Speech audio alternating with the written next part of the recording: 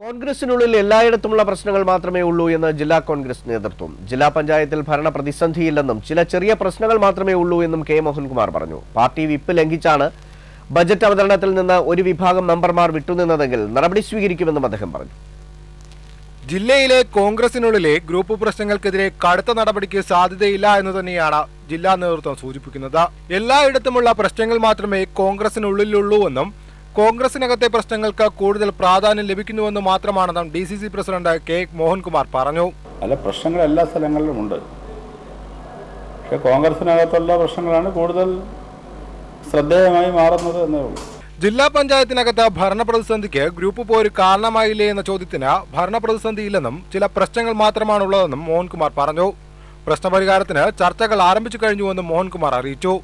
Budget അവതരണത്തിൽ നിന്ന് ചില അംഗങ്ങൾ വിട്ടുനിന്നത് വിപ്പ് ലംഘിച്ചാണെങ്കിൽ നടപടി സ്വീകരിക്കുമെന്നും മോഹൻകുമാർ പറഞ്ഞു. അവിടെ ഗുരുതരമായ പ്രശ്നങ്ങളൊന്നുമില്ല, പ്രതിസന്ധിയില്ല, അല്ലാതെ ചെറിയ പ്രശ്നങ്ങളേ ഉള്ളൂ. അത് 2 ദിവസങ്ങൾക്കുള്ളിൽ പരിഹരിക്കപ്പെടും.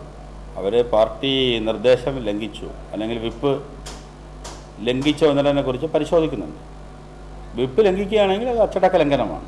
ജില്ലാ പഞ്ചായത്ത് ഭരണം UDF രാജിവെക്കണമെന്ന് CPM പറയുന്നത് പഞ്ചായത്ത് നിയമങ്ങളുടെ അജ്ഞതയാണെന്ന് മോഹൻകുമാർ പറഞ്ഞു.